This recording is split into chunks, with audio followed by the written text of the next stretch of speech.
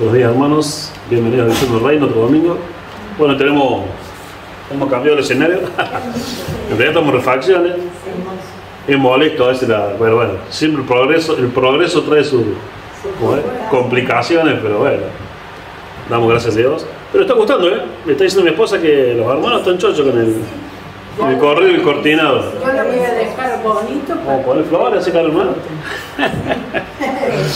Bueno, así que, bueno, vamos a la palabra de Dios. Primero vamos a la gran comisión, el pasaje de Emma. Dice: pero los 11 discípulos se fueron a Galilea, al monte donde Jesús le había ordenado. Bueno, acá hemos resaltado la obediencia, ¿no? Porque el texto que vamos a estudiar también nos habla de la obediencia y nos habla de que Cristo era obediente. Y acá vemos que si Cristo es obediente, un discípulo de Cristo es obediente. Y ellos obedecieron. Dice: fueron al monte donde Jesús les había ordenado. Y cuando le vieron, le adoraron, pero algunos dudaban. Y Jesús se acercó y les habló diciendo: toda potestad, escuchen, por eso no tengo miedo de hacer la obra de Dios, porque toda potestad me es dada en el cielo y en la tierra.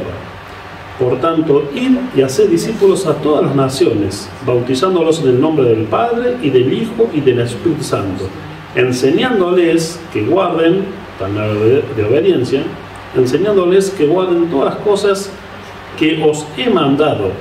Y he aquí, yo estoy con vosotros todos los días hasta el fin del mundo. Amén. Qué hermosa promesa, Señor. Nos empodera, está con nosotros. O sea, siempre lo digo, no tenemos excusas. Bueno, seguimos con Hebreos. Hemos muerto el capítulo 5, o sea, del versículo 1 al 14, si no me equivoco. Y ya nos vamos a adentrar en el Jesús como sumo sacerdote. Después en el capítulo 7 vuelve a hablar de más detalles. Dice la palabra de Dios: porque todo sumo sacerdote, o sea, Hebreos 5, porque todo sumo sacerdote tomado de entre los hombres es constituido a favor de los hombres en lo que Dios se refiere, para presentar ofrendas y sacrificios por los pecados, para que se muestre paciente con los ignorantes y extraviados, puesto que él también está rodeado de debilidad, y por causa de ella debe ofrecer por los pecados, tanto por sí mismo como también por el pueblo. Hacemos una pausa acá. Vemos, el pasaje nos va a hablar primero, en realidad nos va a ir al principio del sacerdocio de Melquisedec, que Melquisedec era rey de Salem, o sea, era un sacerdote rey. Y recuerde que la Biblia dice, y creo si no me equivoco, en 1 Pedro capítulo 2 y en Apocalipsis 5, bueno, pero está en Pedro y en Apocalipsis, de que nosotros somos reyes y sacerdotes, pero deja claro que primero estaba el sacerdocio de Melquisedec, rey de Salem, que es el mismo misterio, algunos dicen que es el mismo Jesús, otros dicen el tipo, figura de Jesús. Después viene, siglos después, y durante varios siglos, el sacerdocio arónico del tribu de Leví. Pero eso fue temporal hasta que viene Cristo, que de nuevo es según el orden de Melquisedec. Pero ¿a qué va? Ya sea el sacerdote de nuestro Señor Jesucristo, y se supone que estos sacerdotes que eran levantados, que Dios determinó que fueran de la tribu de Leví, descendiente de Aarón, y Aarón fue el primer sumo sacerdote, deben ser compasivos. Es un poco lo que hablamos y lo que me pide el hermano Fernando, y hacemos mención hace un rato de santurrón y santo, que ya hemos hablado otras veces de eso, y bueno, yo lo expliqué un poco ahí, bueno, después se lo explico. El sacerdote no estaba para él ser el santo, ¿no? y juzgando con el de otros. Él dice que tiene que tener compasión de los extraviados, de los ignorantes muchas veces porque nadie le acercó la palabra, y extraviado, bueno, sí, bueno, pues erran en el camino, y él tiene que estar para orar e interceder por eso. Y recuerden que básicamente el sacerdote es el que intercede por los seres humanos, por los hombres, por las personas, ante Dios. O sea, como que el sacerdote va del ser humano a Dios, y el profeta viene de Dios al hombre. Y bueno, lo bueno que en Cristo es todo, ¿no? Cristo es rey, es sacerdote, es profeta, es maestro. Yo siempre digo, el altar, el sacrificio, es la puerta, es el camino. Pero acá sí estaban diferenciados los oficios, ¿no? el sacerdote, pero el sacerdote estaba ahí para dolerse por el pecado. Y fíjense que llamativo, que es lo que se enseña, y lo repasamos ahora, que nosotros, bueno, intercedemos, bueno, ellos básicamente, o sea, si bien hacían sacrificio, pero intercedían en oración. Y hay pasajes, recuerden, que dice que Jesús hasta hoy intercede por nosotros, ante el trono del Padre, ¿no? En el cielo es que es nuestro abogado. Y esta figura también, el sacerdote es más un abogado, no un juez. El sacerdote está diciendo, Señor, misericordia de este hombre o esta mujer que lucha contra la debilidad, contra el pecado, o porque no entiende. El juez no, no. Veredicto, paga. Culpable de esto, paga. Y nosotros como reyes y sacerdotes debemos interceder con clamor, con gemidos por las personas, por los que están extraviados. Y bueno, y sabiendo que nosotros también, salvo Cristo él sabemos que no pecó nunca, por eso el sacerdote perfecto, digamos. Pero nosotros, ¿y qué hacía? Acá voy a este punto. Dice que el sacerdote él tenía que ofrecer primero él antes por sus pecados, y así podía después interceder por el pecado de los otros. Entonces vos, cuando vayas a orar en tu cuarto, donde sea, y vas a orar por alguien, por un tercero, primero pedirle perdón a Dios por tus pecados. Y ahí estás, digamos, estás limpio por la sangre de Cristo para interceder a favor de tu vecino, de tu pariente, de quien sea. ¿No es cierto? Vamos a repasarlo de nuevo. Dice, porque todo sumo sacerdote tomado de entre los hombres es constituido a favor de los hombres en lo que a Dios se refiere. Y fíjese que en lo que a Dios se refiere, el oficio es, el sacerdote no estaba para enseñarte o orientarte en política, o en economía, tal vez podía, pero no era. Él es referente a Dios. ¿Qué se esperaba que el sacerdote te enseñara, te instruyera sobre Dios, de cómo relacionarte con Dios? ¿No es cierto? Entonces vamos a ver. Dice, porque todo sumo sacerdote tomado de entre los hombres es constituido a favor de los hombres en lo que a Dios se refiere, para que presente ofrendas y sacrificios por los pecados, para que se muestre paciente con los ignorantes y extraviados, puesto que él también está rodeado de debilidad, o sea, él también es pecado. Y por causa de ella debe ofrecer por los pecados, tanto por sí mismo como también por el pueblo. Y nadie toma para sí esta honra, sino que es llamado por Dios, como lo fue Aarón. Dios le dijo a Moisés, mira, tu hermano Aarón va a ser sumo sacerdote, y de ahí, de él, van a ascender toda la orden sacerdotal, bueno, hasta que el antiguo pacto finalizara, ¿no? Hasta la venida del Mesías, de Jesucristo. Pero hoy hermano, nosotros no tenemos que autopromovernos o declararnos que Dios, o sea, tenemos que estar seguros que Dios nos llamó al ministerio. Es Dios el que te llama. Y bueno, es una honra del Señor. Pero siempre es así. El Dios que llama a sus siervos. Y Dios llamó a Moisés, y Dios llamó a Elías, y Dios llamó a Eliseo, y Dios llamó a Abraham. Tenemos que dejar que Dios nos llame. ¿No es cierto? Nadie toma para sí esta honra, sino que es llamado por Dios, como lo fue Aarón. Así tampoco, y fíjese que hasta Cristo cumplió esto. Cristo fue enviado por el Padre, él aceptó. Y esto lo repaso una vez más. Obvio que esto nos ama, pero la inquietud de redimir al hombre y a la mujer, al ser humano, vino del Padre. Y Cristo aceptó, vamos el resto del desafío, y fue obediente. Hasta en esto también Cristo fue designado por el Padre para venir como sustituto nuestro, como sacerdote en este caso. Acá lo estamos teniendo una faceta de sacerdote. Tiene varias, como ya lo dijimos, pero bueno, acá nos estamos centrando en su faceta sacerdotal. Entonces, quedamos acá, en el 5. Así tampoco Cristo se glorificó a sí mismo, haciéndose sumo sacerdote, sino que le dijo, acá está tu punto, que en parte tiene que ver con el orgullo y la humildad que nos habló el hermano Fernando. Ni Cristo se glorificó a sí mismo. Él no vino acá diciendo, yo soy el ungido, el Mesías, miren lo que hago ustedes, miren cuánto gimo por ustedes, miren lo que hago. Nunca se Entonces, como decía el fariseo, no, Señor, yo que doy el diezmo, que da, por supuesto, el diezmo, yo que voy todos los días a la iglesia, pero es ese orgullo, no va a cambiar. No es para que me miren a mí, cómo sirvo a Dios. O sea, Jesús no vive, o sea, él nos da ejemplo, pero siempre con humildad.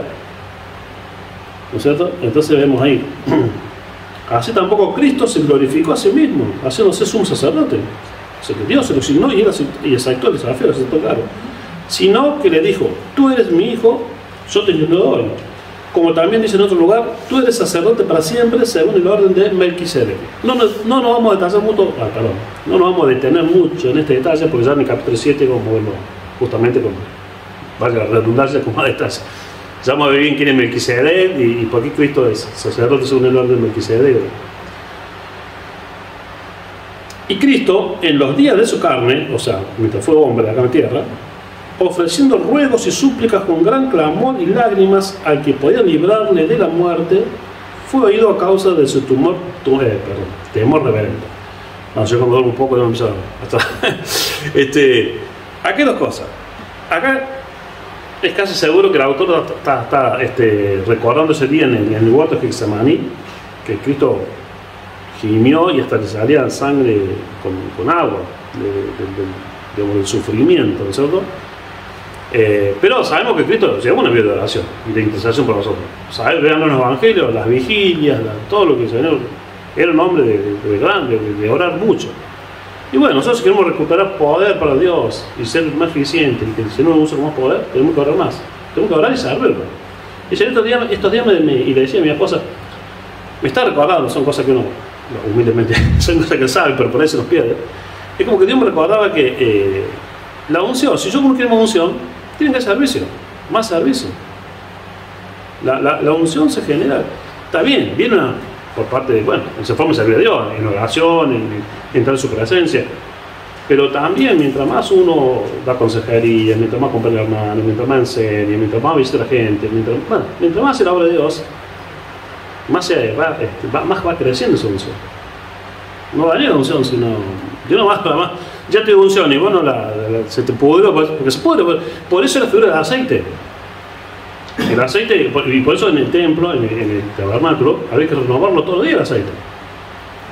Y lo hemos dicho muchas veces también, uno no puede vivir de la unción vieja o de aceite viejo. Todos los días hay que renovar. Fíjense que el aceite hay que renovarlo todos los días. El aceite de las lámparas, todo. Entonces, el Espíritu Santo nuestro tiene que estar siempre fresco, nuevo en el sentido, no que el Espíritu Santo sea nuevo, o sea, en mi comunión, en mi servicio, en lo que me da el Espíritu Santo, en mi oración. Entonces retomamos de acá rápido. Y Cristo dice en los días de su carne, ofreciendo ruegos y súplicas con gran clamor y lágrimas al que le podía librar de la muerte, fue oído a causa del temor reverente. Uno puede decir, bueno, pero ¿cómo? A ver si estuvo hablando por medio de la cruz y terminó yendo a la cruz. Es como que fue oído en que Dios lo consoló. Hasta Jesús le pensó esto, Está bueno esto de humanarse, yo dejo la gloria del cielo, ya no es tan lindo, pero encima que me vengan a matar en una cruz y por estos cabezones te venían a morir. Él no estaba obligado hasta eso, siendo Dios, pero él fue 100% hombre y cumplió y fue obediente padre. Pues hermano, no podemos ser cristianos rebeldes. No, tu pastor puede estar equivocado, no, pero vos no es cosa porque vos seas rebelde. Vos no podés ser un cristiano independiente. Esto lo tengo que recalcar, pero Cristo siempre tuvo en su creación, siempre hubo en comunidad de fe. Y no podemos realmente servir al Señor si no estamos en una comunidad de fe, en una iglesia local y bajo autoridad. Es fundamental eso, hermano. El mismo Jesús nos da ejemplo, y de obediencia. ¿Y a qué voy? Acá dice acá, bueno, porque dice que fue oído a causa de su temor reverente. Yo decía, decía, pues, como David te está contradiciendo, si él pedía por qué no quería morir y terminé, es como que pudo entender y pudo tener la paz ante ese momento duro, prueba. No va a pasar con a mí, que hace una semana que falleció mi papá, yo oraba hasta el último segundo, que un milagro, que Dios lo sana. Pero uno ya la vida estaba preparado, ya estaba como resignado. Entonces cuando fue el momento que expiró, digamos, ya exhaló en papá su último aliento, que gracias a Dios pudimos estar todos ahí alrededor de él. ¿Cómo decir? O sea, no fue lindo, no fue nada lindo, obvio, pero no fue tampoco la catástrofe, el desgarro de que si bien yo oré y Dios te testigo hasta el último segundo, que es un milagro, y se seca el cáncer y se sabe, ¿no? Bueno, porque bueno, Y no fue, se dio lo contrario. Y bueno, que Jesús también, Jesús no quería ir al cruz, pero fue. Y lo que tuvo es como consuelo en lo que iba a hacer era correcto, o que ya estaba bien hacer lo que tenía que hacer. Entonces se entiende la idea, si no se la explico. Después me llaman pastor a veces punto y dígame como... Bueno. Y aunque era hijo, por lo que padeció, aprendió la obediencia. Fíjese, ¿no? Como él... bueno, pues la obediencia, hermano. No podemos ser verdaderos cristianos si no somos obedientes. A Dios en primer lugar y a la autoridad que Dios pone. Ya sea un pastor, no sé, dice que habiendo sido perfeccionado en el dolor, en el sufrimiento, vino a ser autor de eterna salvación para todos los que le obedecen. Y esto también hablamos el miércoles. No podemos ser nunca verdaderos cristianos si no obedecemos. No hay otra. Nosotros nos podemos autoengañar, pero no hay forma. Si no obedezco... Por eso, eterna salvación. Para los que... Acá mismo lo dice, o sea, sí, tenés eterna salvación, si obedeces. Y no confundimos con la obra, no es porque la obra sería que si yo prendo 20 velas todos los días, todos los días me hago 2 cuadros de rodillas, yo pienso que... Y después vivo en el chiquero, pero no, si no, si te prendí 20 velas, eso no es obra. No confundamos la obediencia con obra. O sea, se puede tener algo como de obra, pero en realidad es entender realmente quién es Dios y qué es para mí. Y Jesús nos dice ejemplo. El Hijo obedeció al Padre en todo. Y son salvos los que obedecen. Y lo vimos el miércoles. El miércoles prácticamente hablamos todo eso. En Juan. No me acuerdo, Juan 16, ahí por 17, por ahí estábamos con 17 creo. Dice, y habiendo sido perfeccionado, vino a ser autor de eterna salvación para todos los que le obedecen. Y fue declarado por Dios sumo sacerdote según el orden de Melquisedec. Bueno, ya no saben quién es Melquisedec. Dice, y acá pasa, advertencia, dice en la Reina Valera, contra la apostasía. Acerca de esto, hermanos, o sea, de esto, ¿no es cierto? Que Jesús fue obediente, murió, como sumo sacerdote. Acerca de esto, hermanos, tenemos mucho que decir y difícil de explicar, por cuanto os habéis hecho tardos para oír. Porque debiendo ser ya maestros, después de tanto tiempo, tenéis necesidades de que se os vuelva a enseñar cuáles son los primeros rudimentos de la palabra de Dios. Y acá somos el punto y coma. Es triste, hermano, ver hermanos que pasan los años y no salen del ABC del Evangelio. Hay que volver a explicarles, mirá, Jesús murió por vos, Jesús. O sea, mirá que esto, o sea, ¿qué nos está diciendo esto? Esto dice que vos tenés que crecer en tu comunión con Dios, tenés que crecer en fe, tenés que crecer en conocimiento de la palabra, tenés que crecer en servicio. Es como, bueno, casi todos los pastores decimos esto, y a mí mismo lo vi un montón de veces, pero es hermoso todo, cuando viene un bebé a la familia, tantos chochos. Pero después si el bebé pasa un año, pasa 3 años, 5 años, y sigue siendo bebé, ya no es lindo, ya es grave. Y espiritualmente también hay un bebé nuevo, un hermano nuevo. Y acá en Cristo, el bebé puede tener 73 años, pero acepta que esto hoy es un bebé espiritual. Pero qué lindo, un hermano nuevo, nació Cristo, qué lindo, pero y pasa un año y sí, bueno, pasa 5 años y dirán, che, pero no avanza más de primer grado. O sea, eso es grave. Dios no lo ve bien. Ni los siervos, ni los apóstoles ven eso. Tenemos que crecer. Estamos obligados a crecer en los caminos del Señor. Y somos obedientes y nos vamos a poner las pilas para crecer. No, hay pastor como eso que Jesús murió por mí. Sí, ya tengo 8 años en la iglesia. Ya te expliqué, Jesús murió por vos. Jesús. Ay, Jesús. Entonces, pero bueno, es duro, pero hay gente así, sí. Acerca de esto tenemos mucho que decir de lo anterior y difícil de explicar. Por cuanto os habéis hecho tardos para ir. ¿Pero por qué es difícil de explicar? Pues hay hermanos que quedan que no pasan de primer grado. Por cuanto os habéis hecho tardos para verse. Porque, dicen el 12, debiendo ser ya maestros, después de tanto tiempo, tenéis necesidad de que se os vuelva a enseñar cuáles son los primeros rudimentos de la palabra de Dios, y habéis llegado a ser tales que tenéis necesidad de leche y no de alimento sólido. O sea, la leche tomamos bebé. O sea, y Dios se le quiere que te comas un churrasco. Sí. Y todo aquel que participa de la leche es inexperto en la palabra de justicia. Un bebé inexperto, obvio. ¿Qué puede saber de la...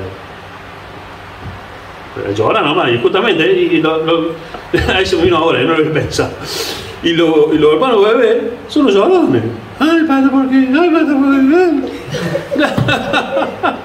qué? Eso vino ahora, no lo había pensado mañana. Entonces dice, y habéis llegado a ser tales que tenéis necesidad de leche y no de alimento sólido. Y todo aquel que participa de la leche es inexperto en la palabra de justicia, porque es niño. Y niño se refiere acá no en el 9 años ni de 11, el bebé. Pero el alimento sólido es para los que han alcanzado madurez, para los que por el uso, por eso yo, mientras vos más estudias la palabra, mientras más pasas tiempo en la oración, mientras más meditas, mientras más vas a la iglesia, pero mientras más vas a visitar a la gente, mientras más salís a evangelizar, el uso te va a ir, lo que te hace un experto. Hoy meditaba en este ejemplo, y no, bueno, uno de medicina, no de para no cansarlo con los ejemplos militares. Supongamos, yo militar, ¿no? Egresan dos muchachos, vamos bien, ejemplares de 24 años de la Facultad de Medicina, o un bocado por medicina están como 6, 7 años. Bueno, hace dos muchachos de 30 años. Las mismas notas, egresan el mismo día, la misma facultad, las mismas notas, todo. Y uno supongamos, porque la familia tiene negocio, qué sé yo, usted pone el negocio que dice, bueno, yo le cae medicina 3 horitas por día. El resto me dedico al negocio de la familia y todo. Y el otro no, ahí no logra entrar en un hotel, tipo con el negocio de la familia. Pero, entra, digamos, a un hospital y está 8, 9 horas todos los días y sigue haciendo, va a talleres, seminarios, cuando hay posgrado y hace, bueno, un posgrado. Y bueno, sobre todo, y sigue atendiendo gente. Este atiende a lo mejor 5 personas cada 3 días y no sé, 50 por semana.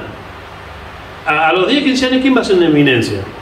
El que está todos los días, está 8, 10 horas y sigue capacitándose y haciendo gente. Ese va a ser el otro, no va a ser ninguna eminencia. Y para tener la misma línea, o sea, egresaron juntos con las mismas notas, pero el uso, el ejercicio, y justo el ejercer la profesión, hace de una eminencia y no el otro. Y no que el otro no haya tenido inteligencia, no tuvo la predisposición. Y acá se lo mismo, o sea, todos hermanos nacen en Cristo el mismo día, todo. Y uno va de vez en cuando a la iglesia, de vez en cuando lee, de vez en cuando sale, da un tratado. Y el otro no, está, busca a Dios, sirve esto. ¿Y quién va a ser con unos años maduro en la cosa de Dios? Y va a tener más función. A eso se refiere. Entonces vamos cerrando. Dice, vamos a retomar desde el 13. Y todo aquel que participa de la leche es inexperto en la palabra de justicia, porque es niño. Pero el alimento sólido es para los que han alcanzado madurez, para los que por el uso tienen los sentidos ejercitados en el discernimiento del bien y del mal. O sea, vos vas a ser un campeón de la fe con el uso, con tu compromiso diario con las cosas de Dios. Bueno, pues sí, vamos sobre este tema. Bueno, hermanos, o sea, renovemos nuestro compromiso, nuestra actitud, tengamos más ganas de leer la Biblia, de meditar, de congregarnos con los hermanos, de servir, de aprender. Y vamos a aprender más. Es como en la vida espiritual, en la iglesia contamos justamente con cualquier carrera. Está el teórico práctico. La teoría sola está linda, pero no es suficiente. Tenemos que tener la experiencia, tenemos que tener o se imagina usted a Messi si lo único que estudia fue a clases teóricas de fútbol nomás. Y hubiese llegado a ser Messi. No, tiene horas de cancha y tiene horas de cancha en la semana de entrenamiento. O sea, está ahora entrenando, o sea, y después, bueno, descolla en los partidos. Pero no hizo toda la carrera de futbolista porque iba a clase nomás y un profe con un pizarrón, le muestra a jugar, o ven videos de partidos y nunca agarra una pelota. Pero las dos cosas. La teoría es necesaria, pero la práctica también. Y mejor se van juntas. Así. Bueno, Señor nos bendiga. Que tengan un feliz domingo y un feliz y bendecida semana. ¿No? Jesús, amén.